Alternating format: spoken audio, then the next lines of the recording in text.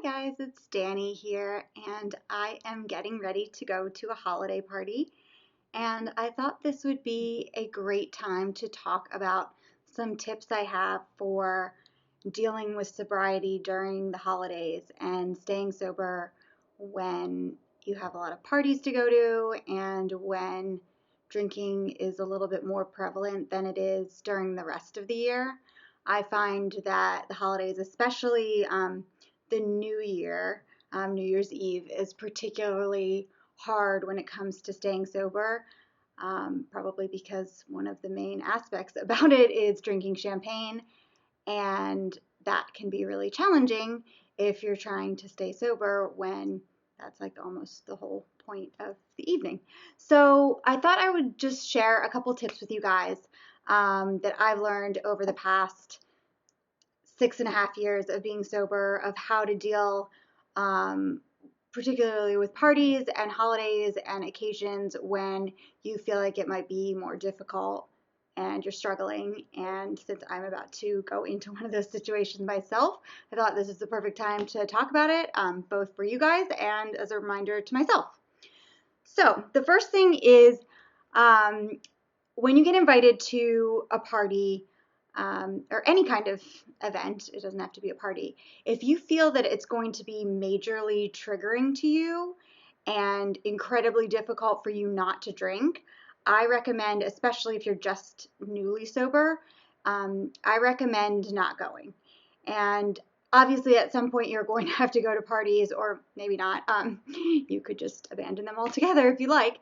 But for the most part, you're going to have events, or you're going to have things you're going to have to do where other people are drinking. You can't always say no. But if you're newly sober and you're really struggling, or you have a particular situation, like for me, New Year's Eve is really difficult.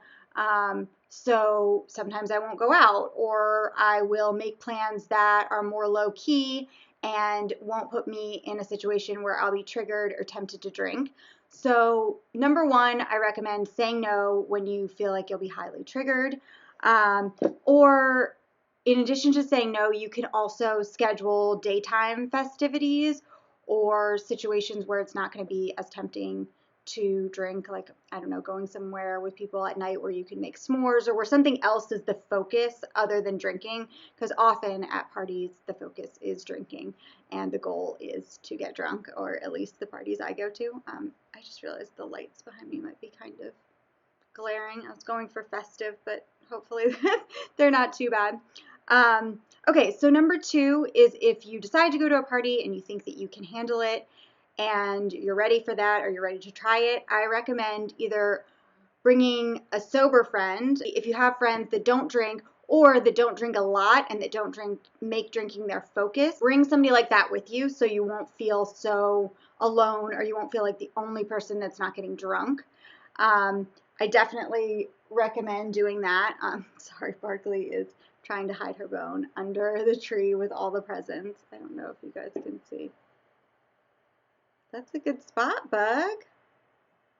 You gonna hide it there, or no? You're not sure? Okay, you can hide it somewhere else. She's so funny. Okay, so anyway, number three, and I think this is really, really important, is to tell somebody, whether it's just one person that you go with, like a friend, or, make an announcement to the whole party, whatever you feel comfortable with, but tell somebody that you're not drinking. You don't necessarily have to tell them why. It depends. Like, a lot of times I will flat out say I don't drink because I have issues with alcohol, or I will make a joke out of it and say, like, oh, you don't want me to drink, or, things will get crazy, which sometimes can backfire, because sometimes people are like, I want to see you get crazy. And I'm like, no, you don't. But I do think that telling somebody, whether it's just telling one friend that you go with, or, telling a few people at the party that you don't drink, or that you're not going to drink, I think is really important, because it holds you accountable. And especially when you're newly sober, staying accountable just to yourself can be hard. So if you have somebody else that's sort of got your back, or, even just the notion that if you tell people you're not going to drink, if you're worried that, maybe they'll judge you, or they'll be like, why is she drinking if you said you weren't going to drink, that kind of thing in the back of your mind, while I don't think it's great to worry too much about what other people think in general. I do think that can be a little bit helpful when you have that accountability, and it can be a reminder for you to stay sober and make it easier because you've sort of already put it out there. And then it would be super weird if all of a sudden you're like, let's take shots after I already told you guys that I have a drinking problem. Somebody might step up and be like, wait, maybe you shouldn't be drinking. Number 4 is once you've gotten to a party and you've made yourself accountable, you've got a friend with you maybe, hopefully, I recommend holding a drink of some sort. A lot of times something like a seltzer water or soda water with a lime is great because it looks like an alcoholic drink. And not that you need to put on a show for other people. Do you, be you, drink whatever you want. But I do find, especially when you're in a new situation where people don't know that you don't drink, people will ask you constantly if they can get you a drink, which is super nice, and people mean well, but it can make it challenging because the more times you're asked if you want to drink, every single time that happens, it's another opportunity for you to fall off the wagon and not be sober. So the fewer times you can have somebody asking you for a drink, the better. So that's why I recommend, getting a drink of some sort. It can be a soda, whatever, and just holding it so you don't have to repeatedly sort of go against the notion of saying no when you might deep down want to say yes to a drink. Also make sure that it's a non-alcoholic drink, not like, don't like get a beer and be like, I'm just going to hold it, because that could spiral out of control. Or this is not one of my tips that I have written down here, but also don't think that you can have a sip of something, because that will be triggering. Even if you think, oh, like it's New Year's, I'll toast, I'll have a tiny sip of champagne and that'll be that. Believe me, I've literally been in that situation and it doesn't work. Maybe for some people it does, or maybe for some situations it will, like it'll work that one New Year's, but then, you come up to another party that you're at and you're like, oh, I'll just do that again. And guess what? It won't work that time. So don't put yourself in a tempting situation by holding a drink. Make sure it's like a non-alcoholic drink. Also gives you something to do, especially if you've been drinking for a really long time and your whole social life. Like for me, I started drinking when I was 14. So my whole social life, and the way I grew up was to socialize with a drink. So I always felt like I needed something to do with my hands because everybody else is holding a drink, and I don't know, just kind of helps you feel a little bit better. Okay, so number 5 is if you feel triggered and you're at an event, a party, or anything, leave. I know that can sometimes be hard depending on the situation. If it's something like a special event like a wedding or even New Year's Eve, people make a big deal out of that and they think, oh, I've got to really celebrate this. But you have to think about the bigger picture. And if you feel triggered, it's just best to leave. You're going to regret that way less than you're going to regret waking up the next day and being like, oh my God, I drank when I didn't want to. So if you find yourself in a situation that's really difficult, just leave. And you don't have to explain yourself. You can just say I'm not feeling well or whatever if you don't want to go into it, or just be honest. I mean, I generally, when it comes to my drinking and kind of in life in general, I tend to be pretty honest with people because I just find that it's easier. You don't have to ever remember anything if you're not telling stories. You don't have to, worry about people asking follow-up questions like, oh, if you say you're sick or something, like somebody might be like, oh, well, let me get you some ginger ale, or why don't you go lay down? And you're like, actually, I'm not really sick. I just am about to start like taking shots and acting like a crazy person, so I have to leave. So sometimes you got to just be honest and leave. And if you feel like you're going to have trouble once you get to a situation, you can tell yourself, I'm going to go to this party for an hour and see how it goes. And if you don't feel triggered and you feel fine, you can stay longer. If you get there and you're like, this is definitely a tempting situation, it's really hard, you know that you've set a time limit for yourself, and you can even tell your host or hostess that, and say I can only stay for a little while or whatever. Especially, again, a lot of these tips are really important when you're newly sober.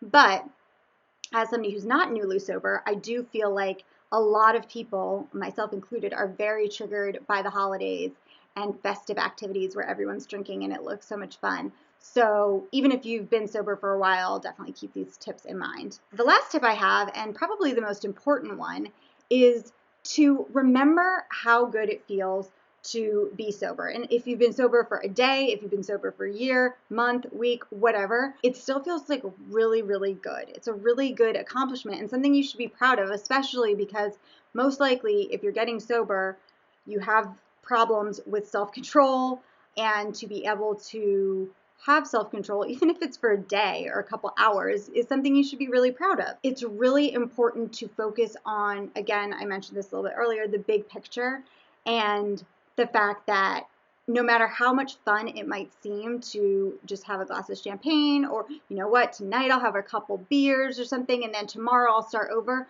that might sound great in the moment, and I'm all about staying in the moment, but I do think it's very important to think about how you're going to feel when you wake up. Are you going to feel good? Is anything you do while drinking going to be worth the feeling of relapsing and drinking when you don't want to? And as somebody who has relapsed after 8 months of sobriety, I know how terrible that feels.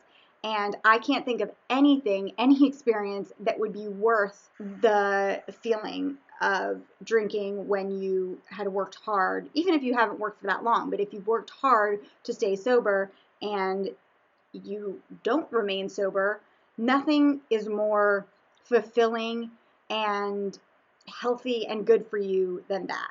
And of course, this all goes without saying that these tips and this advice generally applies only to people who have issues with alcohol. For those of us who do struggle with addiction and alcohol issues, I think it's really important to remember how good it feels, how much progress you've made, and remember that one night of fun, no matter how much fun, even if it's the most fun night you've ever had, it's not going to be worth all of your hard work and how good it feels to wake up sober the next day.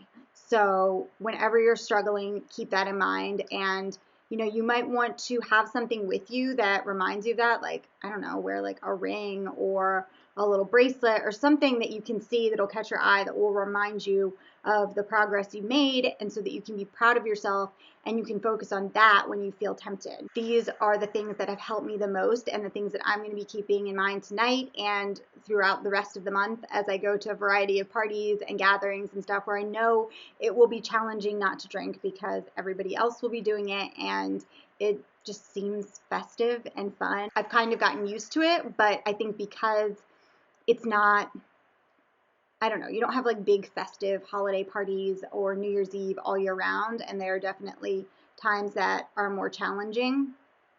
And so I need to remind myself of these things to make sure that I stay on track and I don't derail my progress just for one night of fun. And hopefully these tips will do the same for you if you are in the same position as me, or if you're newly sober and you're not sure how to go into these situations. I hope these tips will help as well. And if you have any comments, feel free to leave them below and I will respond to you as soon as I can.